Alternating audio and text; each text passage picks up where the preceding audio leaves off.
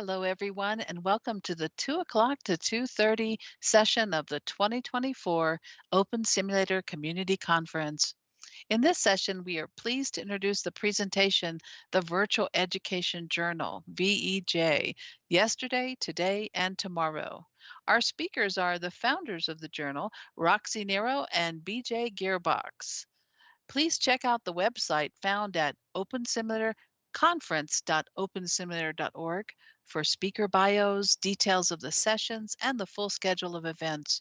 The session is being live streamed and recorded, so if you have questions or comments during the session, you may send tweets to @OpenSimCC with the hashtag pound OSCC24. Welcome, everyone. Let's enjoy the session. Thank you, Lear, and hello, everyone. It's great to be here, especially after being away for more than 4 years. We're excited about the relaunch of the Virtual Education Journal, better known as VEJ for VEJ Out, with our fall 2024 issue. We would like to begin by thanking OSCC for inviting us to share information about VEJ. My name is Rosie Vojtek in real life and Roxie, Neiro in Second Life and other virtual environments. I'm the editor-in-chief for the Virtual Education Journal and the Chief Communication, Design, and Innovation Officer for Edovation, which is our umbrella company for VEJ. Hello, everyone. It's great to be here too. My name is Bob Vojtek in real life and BJ Gearbox in Second Life and other virtual environments. I'm the design editor for the Virtual Education Journal and the CEO of Edovation. VEJ began in 2021 because ISTE, the International Society for Technology and Education, was pressuring the ISTE Special Interest Group for Virtual Environments, that's SIGVE, later to become the Virtual Environment Networking Group, VEN, to publish a newsletter for our group. Being me, volunteer Rosie, I volunteered to edit the newsletter for SIGVE. But back in 2011, very few educators were involved in Second Life and only virtual and other virtual worlds. So we decided that instead of a newsletter, we would do a journal with lots of pictures so people could read and see what was happening in virtual worlds. Since we were all volunteers, we decided to publish VEJ 4 times a year. That trend still continues. VEJ still relies on volunteers to submit articles for publications. In addition, after using IntelliBook to publish in Second Life for avatars to read, we decided the software was way too time-consuming and cumbersome. Plus, it severely limited access for VEJ readers who had to be in Second Life to view it. Because we wanted to share VEJ with readers both in Second Life and beyond, we moved to publishing online using Iju. We currently have readers from around the world. Even though VEJ has begun as a journal to highlight ISTE SIGDE work, we quickly branched out beyond what SIGDE from ISTE was doing. Since the beginning, Rosie and I have covered all the expenses and have maintained a complete ownership of VEJ. VEJ is a non-peer reviewed journal. Although we welcome and include research articles, our goal has always been to be practitioner oriented. Our mission at VEJ is to share the work that educators are doing in digital and virtual environments, disseminate educational and technological researches, tools, and best practices, document and preserve the culture, social relations, digital work, and artifacts, especially as they relate to teaching and learning, encourage and promote the work of educators and their students to effectively and seamlessly utilize digital tools and celebrate the lives and accomplishments and preserve the learning and legacies of educational leaders. VEJ is interested in learners of all ages. We're always looking for educators and their students to share what's happening in virtual environments, digital and online learning. What we want to know is what tools are being used, how educators can engage students differently in virtual environments and with digital online learning. What impacts are AI, VR, and AR having? What are the takeaways? And what's being learned through research and best practices that can be shared with others? We're also interested in personal and professional learning and growth for educators, as well as those in other fields.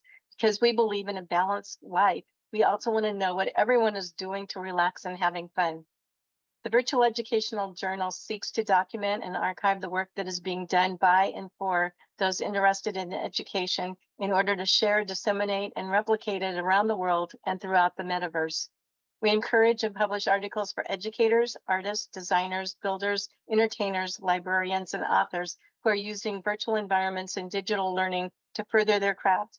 We're always looking for ways to push the envelope of thinking in the articles we publish to show not only how best practices and effective teaching strategies are used inside the box, but also what's happening outside the box.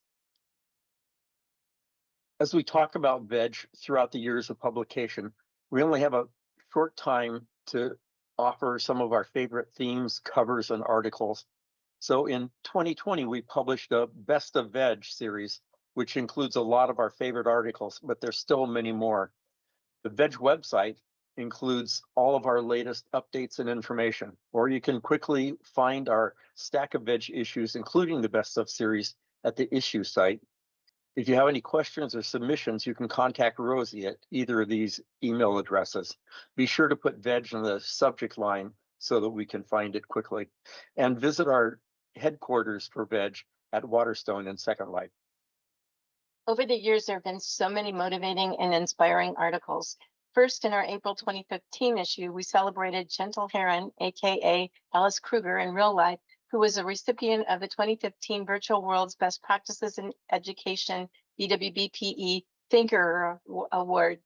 I was thrilled to interview Gentle as I admired the work that she was doing in Second Life as the founder and president of the Virtual Ability Incorporated, and I'm still in awe of the work she continues to do in Second Life to support and advocate for people with disabilities in virtual environments. Gentle, a strong leader and advocate, shared, and I quote, "Virtual Ability's mission is to enable people with a wide range of disabilities by providing a supporting environment for them to enter and thrive in online worlds," end quote. She went on to say that for some people with disabilities, virtual worlds offer the ability for them to just be like everyone else. You can read more about Gentle Heron and her virtual ability work in the April 2015 issue of VEJ. Roxie and I always looked forward to the ISTE conference during the beginning years of Second Life because we were able to meet people behind the avatar at the conference. Over the years, things have changed, and it's not as easy to find opportunities to meet friends in Second Life and then in the real world.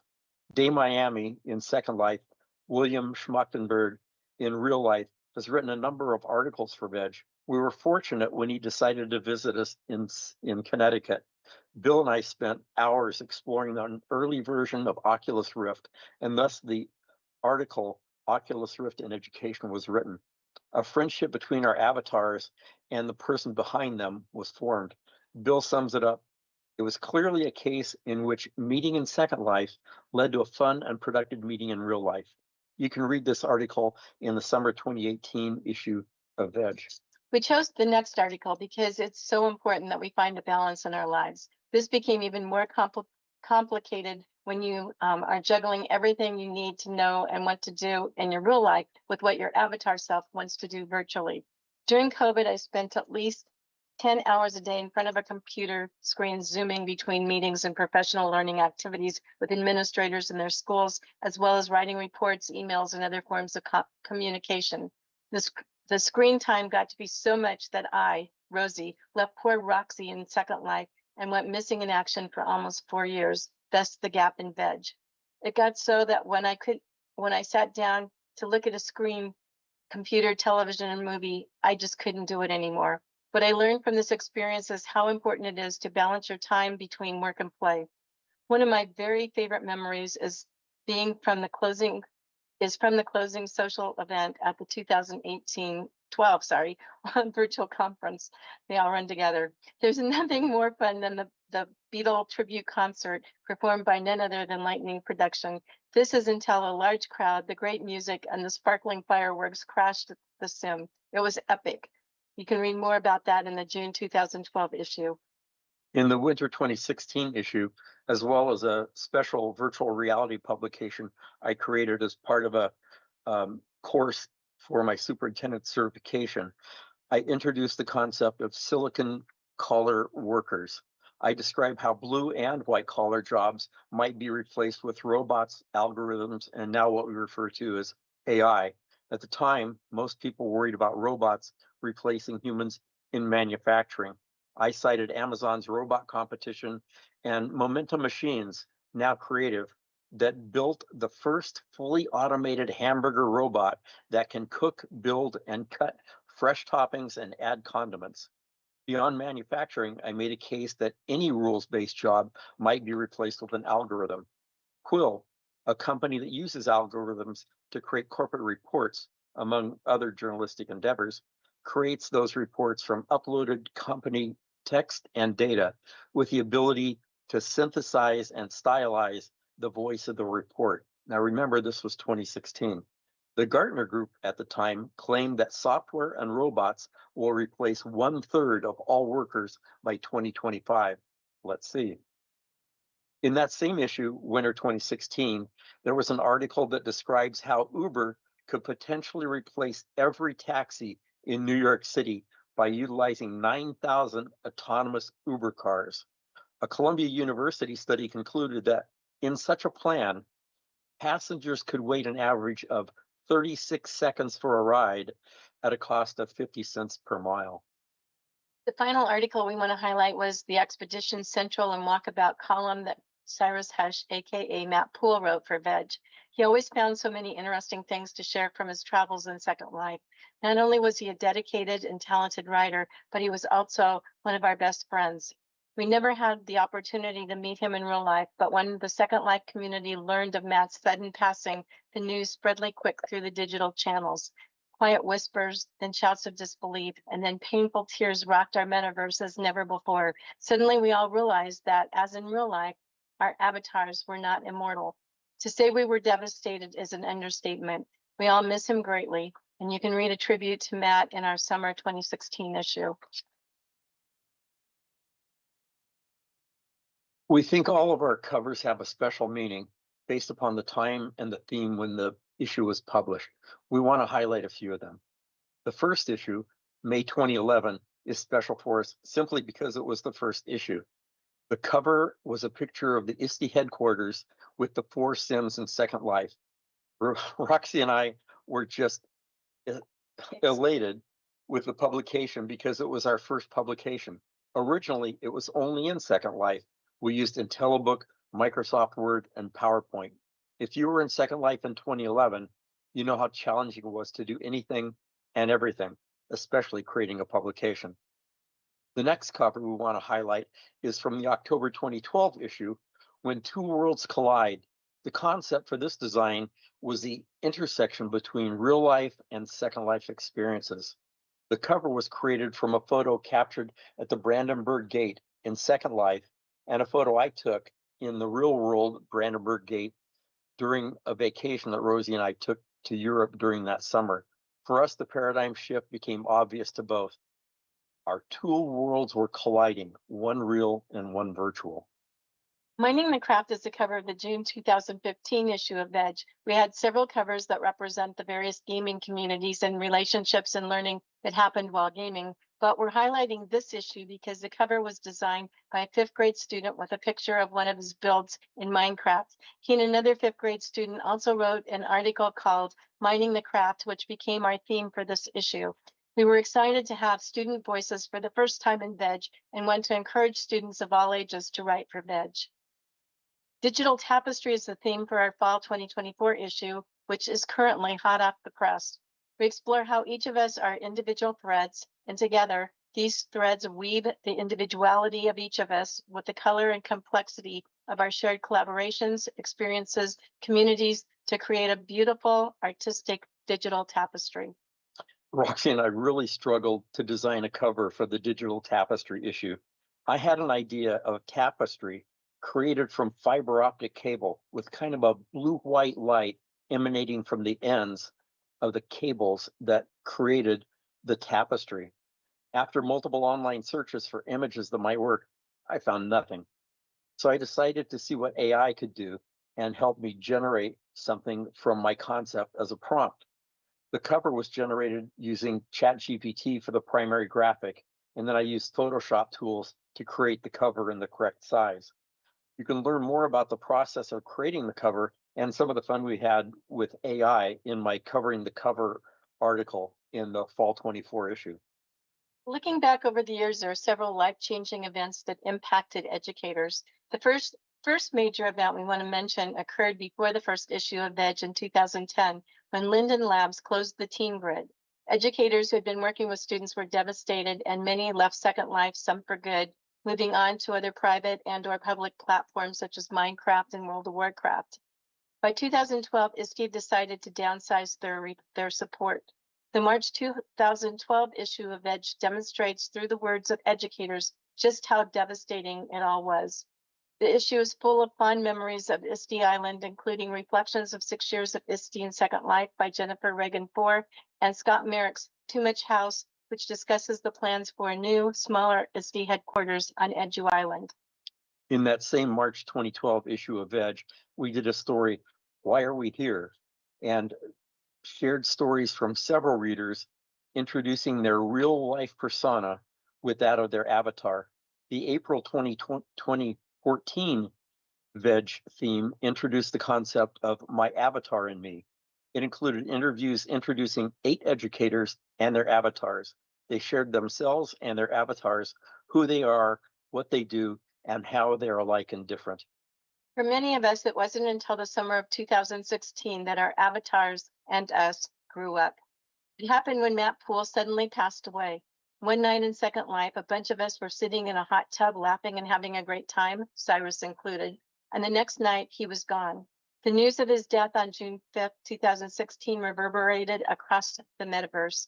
For many of us, Second Life stood still as the news spread through digital channels. Until that moment, I don't think any of us realized the magnitude and strength of our virtual friendships and relationships.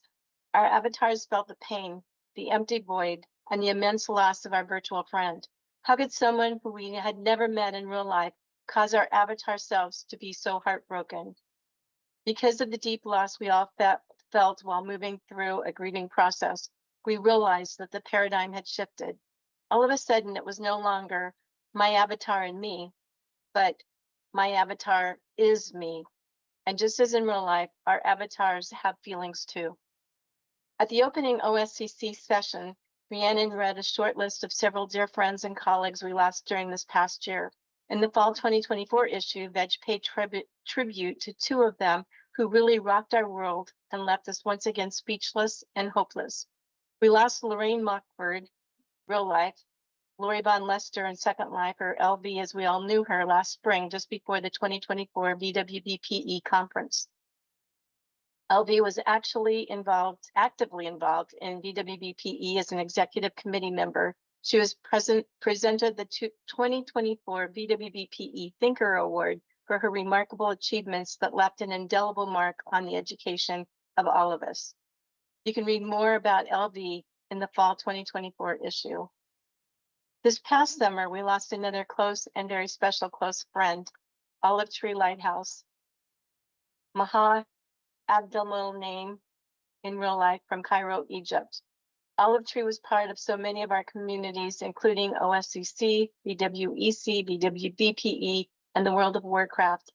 Valerie Hill wrote in an email announcing our huge loss, quote, Olive Tree was so helpful in Second Life and across many virtual environments. She was the ambassador and leader of our VWEC Mind Test Club, which never would have started without her guidance. She lives on in our memories, and she made the world a better place, end quote. The tribute in the fall 2024 issue of VEJ includes many thoughts from friends and colleagues, as well as a beautiful tribute from Lear Lobo sitting right here next to me. As with the loss of Cyrus, the paradigm shifted even further with the loss of our beloved LV and Olive Tree. It rekindled deep emotions and crushed our souls. With broken hearts, we now understood. Our avatars are us. We are our avatars. We are one. With that being said, the theme for our spring 2025 issue of VEJ is digital legacies. We want to explore the legal issues as well as access the designs, builds, and creations of those that we have lost. What happens to their work? How do we preserve their legacy? We also want to pay tribute to our virtual friends and colleagues. To do this, we'll need your help to share their stories and memories, so we're counting on you to help us out. The theme for winter 2025 issue coming soon is meta literacy and immersive learning. We're looking for articles explaining and exploring meta literacy. We also want to dig deeper into immersive learning. The submission deadline for the winter issue of January 15th is 2025. The theme for the summer 2025 issue is hypergridding, traverse the metaverse. We hope to hear from a lot of you attending the OCC conference, as many of you are really experienced grid travelers. And finally, the theme for our fall 2025 issue is community building. We want to learn about the communities you engage with, especially how your communities include, connect, network, and actively engage members. On a slightly different note, we're in the process of applying for an ISSN number to further legitimize VEJ. Having an ISSN number will allow authors to list their VEJ articles in part of their professional work. There's so many great things happening across the metaverse. We hope you will share your stories and pictures with our readers. More detailed information for writing for VEJ is found in the fall 2024 issue of VEJ on the VEJ website and at our VEJ headquarters in Second Life. If you have any questions or you have an article submission, please contact me. Our contact information is listed on the slide. And maybe back. That's okay. There we go. Listed on the Did slide. Yeah, cool. I'm back. Huh. Listed on the slide. So you can read our previous issues of VEJ on our website or on the issue site. And we look forward to hearing from you. So as I'm supposed to say, VEJ is only as good as we make it. So please share your stories. Be sure to pick up a free copy of the fall 2024 issue of VEJ. Enjoy every morsel and devour every bite. And be sure to share it with your colleagues and friends because VEJ is too good not to share. And most of all, be sure to VEJ out of this world. Thank you very much. Thank you.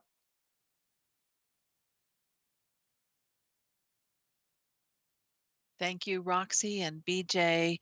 And I didn't see any questions in the chat, but please contact them. You saw the address and let us know if you need help getting connected. Thank you for an informative and interesting presentation. And as a reminder to our audience, you will want to check out the conference.opensimulator.org website to see what is happening on the conference schedule. You won't want to miss the next session, which will begin at 2:30 p.m. in this keynote region, and it's entitled Amplifying Medical Laboratory and Special Interests Through Bidirectional Integration into 3D Immersive Virtual Worlds, Communities, and Within the Metaverse. Virtual, real to virtual, virtual to real, R2V2R. And also, we encourage you to visit the OSCC24 Poster Expo in the OSCC Expo 3 region to find accompanying information on presentations and explore the Hypergrid tour resources in OSCC Expo 2 region, along with sponsor and crowdfunder booths located throughout all of the OSCC Expo regions. Thank you again to our speakers and to the audience.